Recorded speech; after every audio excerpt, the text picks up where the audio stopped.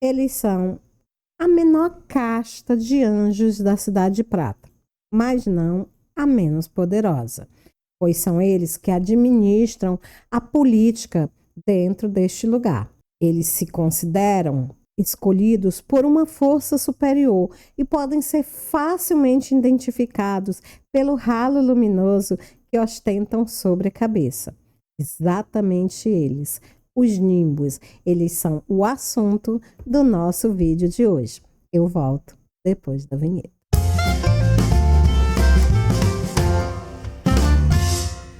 Oi, seja bem-vindo ao canal Fessora Nerd. Eu sou Francinete Coutinho e este é mais um vídeo para o quadro Que Mundo é Este? Neste quadro, eu falo a respeito de cenários de RPG de mesa, isso mesmo, Roleplay Game, jogo de interpretação de papéis. Um jogo onde uma pessoa conta uma história, propõe desafios, constrói uma aventura para ser vivida pelos personagens criados pelos seus amigos de jogo. Então, por falta de um nome melhor, este jogo é, na verdade, uma interação coletiva para a criação de uma história. Legal, né? Se você gostou e quer saber mais sobre RPG, dá uma olhadinha no link que eu deixei no card, tá? Lá tem uma playlist chamada RPG para iniciantes.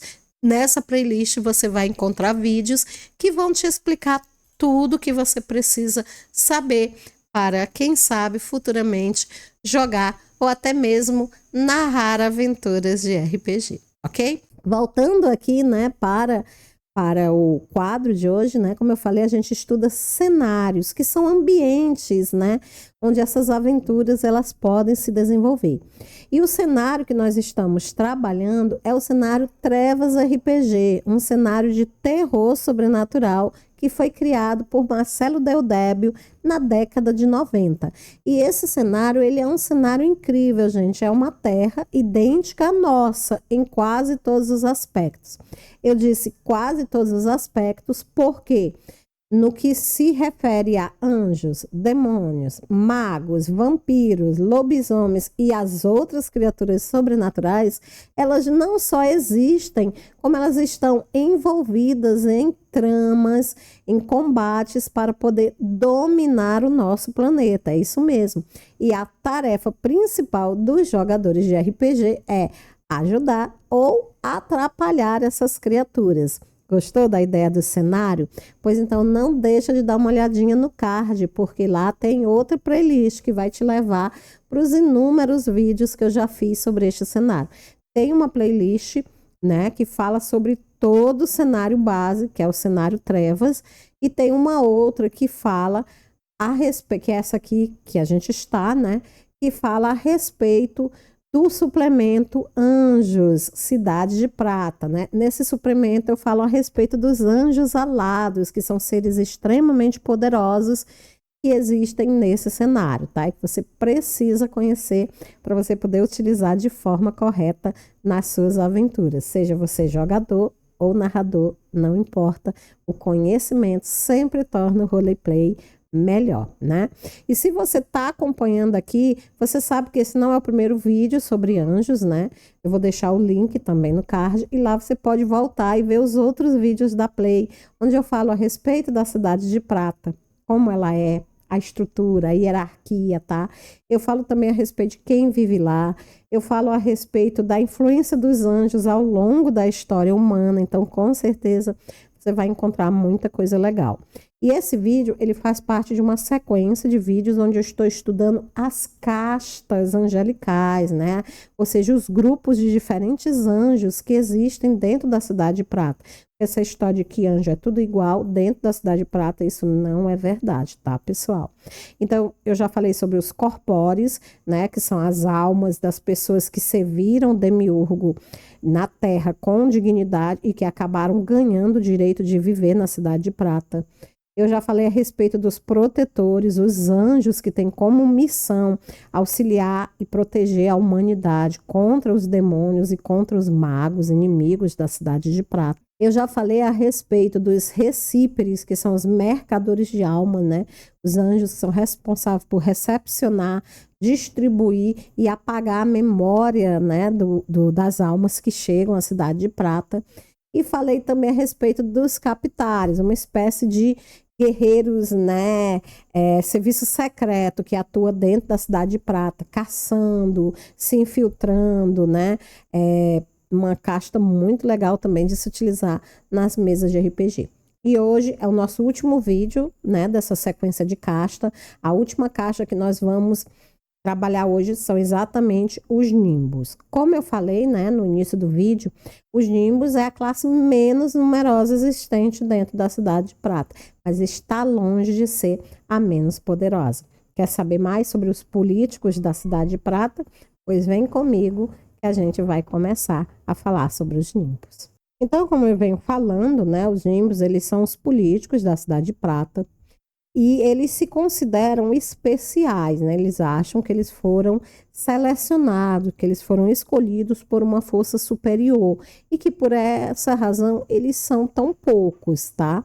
Alguns também acham que o fato deles serem poucos não tem a ver com nenhuma escolha superior, mas sim que é uma sabotagem da parte dos recíperes, que não envia almas suficiente para compor esta casta, né? Isso porque os recíperes, na opinião desses nimbos, eles se ressentem por os nimbos terem uma influência política maior do que a deles. Seja pela intervenção de uma força divina ou pela sabotagem dos recíperes, o fato é que os nimbos eles representam apenas entre 5 a 10% do total de anjos da Cidade de Prata. Mas eles possuem, apesar de serem apenas entre 5 a 10% do total de anjo, eles conseguem assegurar de 3 a 4 lugares no conselho. Esses lugares são chamados de cadeiras, então eles conseguem ter entre 3 a 4 cadeiras no conselho, o que não é pouco, viu, gente? Então eles têm uma representação muito significativa para um grupo tão pequeno. Os nimbos também, eles são facilmente identificáveis porque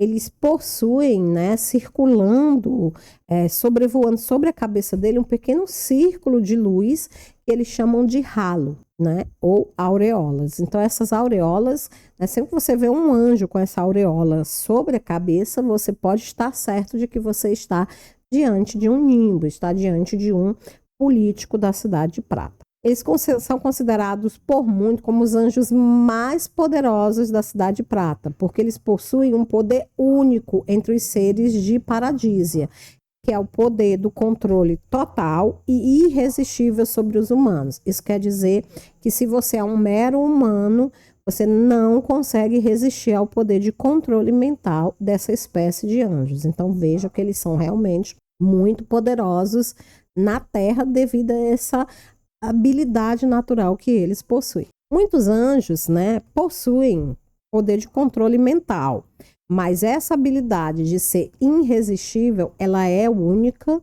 dos nimbos.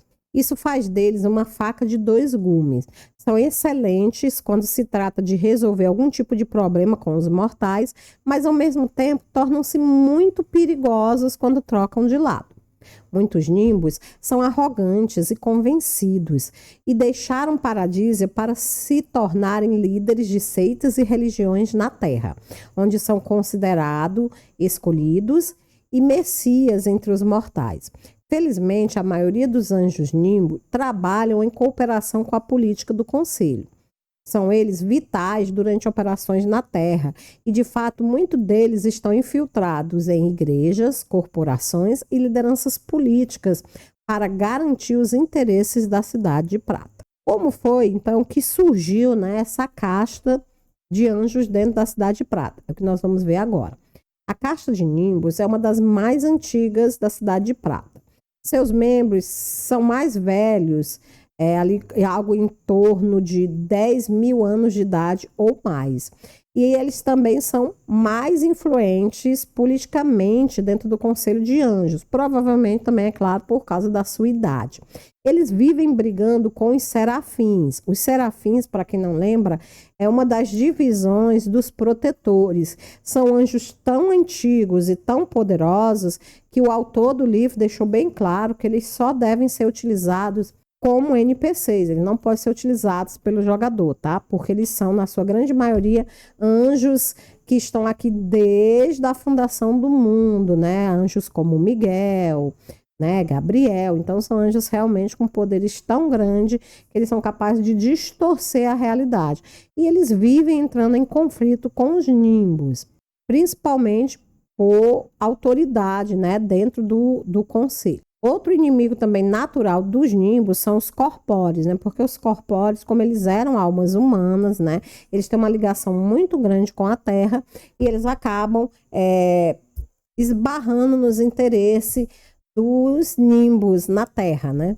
O que difere os nimbos de outras castas é o fato de que, na maioria das vezes, eles nunca foram humanos. Eles nasceram em paradísia de uma alma que já estava reencarnada há algumas gerações. A primeira reencarnação de um espírito em paradísia nunca será na casta nimbo, exceto casos muito raros e muito especiais. Nimbos normalmente nascem de uma mãe corpórea, por esta ser a casta mais comum entre os habitantes da cidade de Prata. A criança chama atenção logo ao nascer, pois o ralo luminoso em sua cabeça o denuncia onde quer que ele esteja. Muitas mães enxergam isso como uma bênção divina, enquanto outras temem que seus filhos sejam retirados do seu seio para serem treinados na sociedade secreta dos nimbos, o que realmente ocorre na maioria dos casos. Muitos nimbos são retirados de suas casas e levados para Júpiter, onde passam a maior parte do tempo com seus novos tutores. Mesmo dentro dos nimbos, existe uma divisão de classe. Os nimbos nascidos de mães nimbos são considerados mais puros do que aqueles nascidos de mães corpóreas ou protetores.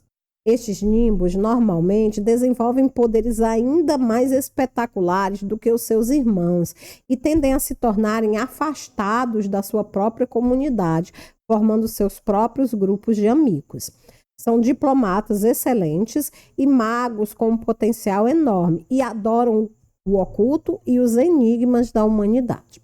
Vamos falar agora um pouco mais a respeito da organização dessa caixa. Os nimbos, eles são extremamente organizados, possuindo uma hierarquia muito rígida, quase sempre baseada na idade e influência dos seus membros. Os mais velhos e influentes são em número de 22. Eram 33, mas 11 deles acabaram se corrompendo, acabaram se tornando o que ficou conhecido como Obscuri Nimbus. E eles deixaram Paradísia em busca de poder absoluto na Terra. São eles que são aqueles líderes de castas e seitas religiosas que eu falei para vocês no início da história. Desses 22 que ficaram, né, os mais conhecidos são Isaías, Matias e Lucas. Estes dois últimos, Matias e Lucas, eles estiveram juntos do Cristo quando este veio à Terra, há quase um século. Para vocês verem só a importância dos caras, né? O Lucas, inclusive, foi um dos discípulos de Cristo, né? Os nimbos e seus irmãos negros, os obscuros nimbos, eles começaram em 4000 AC um estranho jogo de xadrez envolvendo os humanos, anjos e demônios. O objetivo desse jogo de xadrez era buscar como prêmio o controle da Terra. Com o passar do tempo, outras criaturas acabaram entrando também neste jogo. Considerando-se os superiores, os nimbos começaram a movimentar suas peças e muitas guerras se travaram desde então. Acredita-se que existam versões de nimbo entre os anjos mouros, hindus e chineses. O deus nórdico do fogo, Loki, já participou de algumas partidas com estes anjos.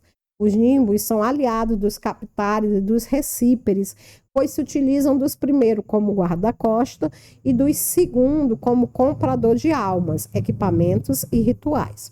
Também são auxiliados e patrocinam as virtudes e alguns grupos de dominação. Auxiliam também as potências, quando os interesses são mútuos, e esse apoio tem crescido muito ao longo dos 2 últimos séculos. Agora, com todas essas habilidades, com esse poder controle total sobre a humanidade, como eu posso utilizar seres tão poderosos nas minhas campanhas de RPG? É sobre isso que nós vamos falar agora. Os nimbos, eles fornecem aos jogadores grandes possibilidades de jogo. Eles podem, por exemplo, surgir nas histórias como embaixadores da cidade de prata em outras cidades de paradise. Então, se você pretende trabalhar com mais do que uma cidade de paradise, os nimbos são a classe certa para você enviar como embaixadores. Então, você pode criar uma aventura onde todos os PCs seriam embaixadores da cidade de prata, nos diferentes cantos do universo, levando uma missão ou levando uma mensagem do demiurgo para os outros deuses, para os outros seres de paradise. Eles também podem ser usados em missões temporárias ou permanentes na Terra, né? Eles podem ser enviados para a Terra para cumprir uma missão temporária ou para ficarem responsáveis por uma região. Nessa missão, normalmente eles vão enfrentar templários, cavaleiros de Malta e outros grupos de humanos e magos empenhados em livrar o mundo da ameaça alada. Então, normalmente, você pode também criar uma campanha onde seus jogadores seriam representantes do conselho da Cidade de Prata no mundo da Terra, e aí eles vão ter que enfrentar, seria inverter os polos, né? Em vez de serem a ameaça, eles seriam os protagonistas. Ou você bota o pessoal lá para jogar com humanos, eles teriam que acabar tecendo relações com essas criaturas, mas nesse caso aí, gente, tomem cuidado, tá? Porque você pode desbalancear toda a história. Então lembre-se, os humanos, né? Mesmo aqueles que praticam magia, eles não são fortes o suficiente para enfrentarem anjos muito poderosos, principalmente nimbos, né, que possuem assim um poder de voltar toda a comunidade humana contra eles, né? Eles com certeza podem enfrentar né? Mas cuidado, não exagere, porque senão você vai ficar numa situação que você vai se ver forçado a matar todos os seus PCs, e não é esse o objetivo da história. O mestre ele também pode orquestrar campanhas envolvendo apenas nimbos e os seus irmãos traidores, os obscurinimbos. Pode, inclusive, também criar uma campanha de captares caçando obscurinimbos, tentando trazer esses caras de volta, né, para a Cidade de Prata para serem julgados. Ou pode criar uma campanha de protetores vindo para a Terra para combater essas seitas criadas por esses obscurinimbos. Então, existem muitas possibilidades, tá? De você usar os nimbos nesse estranho jogo de xadrez humano, né? Utilizar pessoas, entidades, organizações, tá? Dentro da campanha. Para isso, basta um nimbus. Um nimbus na região e ele já vai desestruturar toda a região, ele já vai dominar as pessoas, fazer as pessoas acreditar naquilo que ele quer, fazer as pessoas fazerem aquilo que ele quer. Então, com certeza, jogar com os nimbos vai dar, assim, umas campanhas sensacionais. Os nimbos que perdem o jogo, né, eles vão se retirando da Terra. O objetivo maior deles é a dominação de todo o globo. Então, eles acabam voltando para a Cidade de Prata, né, ou desistem do jogo ou apenas se reorganizam para poder voltar e reiniciar o jogo de novo. Os nimbos, eles são orgulhosos e por isso eles se recusam a aceitar a ajuda de outras castas no seu jogo, a não ser para usá-las em seu próprio plano ou quando estão sendo massacrados e precisam realmente de ajuda. Isso faz, né, com que aumente a antipatia que as outras castas têm em relação a eles. Também costumam ajudar outros anjos quando os planos coincidem ou atrapalham os planos de outras castas quando estes entram em conflito com seus objetivos. Muitos consideram os nimbos como os chefes supremos deles, atuam junto às virtudes, às dominações e ao conselho quando interessa. Muitos dizem que o próprio conselho já está corrompido por causa deles. Adoram estar na Terra, apesar de não gostarem dos humanos. Misturam-se aos mortais com frequência, possuem inúmeras pinturas e representações suas na Terra, principalmente ali em meados do século VI, principalmente em Constantinopla, onde eram até mesmo confundidos com santos. É por isso, né, gente, que até hoje existe lá o desenho dos santos com a aureola sobre a cabeça. Na realidade, não eram santos, mas sim nimbos que viviam na Terra. Durante a Idade das Trevas, eles foram os criadores da Inquisição e muitos deles se tornaram até Papa da Igreja Católica. Para você saber mais, né, sobre isso, procure pelas imagens do Papa e vejam que a maioria delas possui o halo luminoso na sua cabeça. Esses nimbos, eles estiveram infiltrados também nas cortes da França e no papado e foram responsáveis pela bula papal que tornou os cavaleiros de templários hereges em 1314. Nos últimos séculos, passaram a comandar grandes empresas, conglomerados, companhias, se tornaram ditadores em diversas partes do mundo. Para isso, precisaram da ajuda de seus irmãos mais novos e seus aliados. Esse tipo de mundo também pode ser usado em campanhas envolvendo anjos, apenas como NPCs, para construir o background dos personagens. Apenas tenha em mente que o Nimbus antigo é um dos oponentes mais perigosos e poderosos que podem existir em uma campanha de anjos. Então, não vá colocando um Nimbo em cada esquina, porque senão, né, o negócio não vai dar muito certo. E se você quer realmente usar os Nimbos na sua campanha de RPG, fica de olho agora nos poderes únicos que eles possuem. Antes de eu falar nos poderes únicos, deixa só eu lembrar para você que não são os únicos poderes que um anjo pode ter. Existem os poderes comuns, aqueles poderes que estão presentes em todas as castas, e existem os poderes únicos, específicos de cada casta. Então, aqui eu vou apenas dar uma visão geral dos poderes únicos, dos Nimbus, como eu fiz em todos os vídeos, em cada casta. Mas depois eu vou fazer um vídeo falando, aprofundando essa questão dos poderes. E aí eu vou falar tanto dos poderes únicos, como eu vou falar também dos poderes específicos, para que você possa utilizá-los na sua mesa, tá bom? Vamos falar agora sobre os poderes únicos dos Nimbus. Os humanos normais, ou seja, aqueles que não possuem nenhum ponto de focus ou de fé, eles não têm direito sequer ao teste de Will versus Will de anjo para resistir aos seus poderes. Vamos explicar isso aqui direitinho. Se eu sou um humano e um anjo tenta controlar a minha mente, eu tenho direito a um teste de força de vontade, que nesse sistema é chamado Will. Então eu pego a minha Will, a minha força de vontade, contra a força de vontade do anjo. Tá, é uma margem de acerto muito pequena, mas ela existe. Você joga os dados e é possível você não ser controlado pelo anjo, o que é uma maravilha e o que permite você criar toda uma contra-ataque, né? Toda uma estratégia de contra-ataque contra esses seres sobrenaturais. Mas se o anjo em questão, ele for um Nimbus e você for um humano normal, esquece bem. Esquece, você não tem direito sequer ao teste de Will versus Will.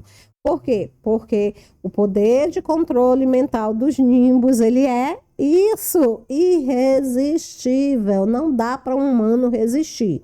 Agora, se esse humano é meio anjo, meio demônio, né? Se ele é um mago, se ele é um ser sobrenatural por qualquer motivo que seja, aí ele continua tendo direito ao teste, tá bom? O fato de nenhum ser humano poder resistir ao teste de dominação do Nimbo significa dizer que na Terra esses anjos são senhores absolutos dos mortais e eles consideram os mortais assim uma verdadeira escória.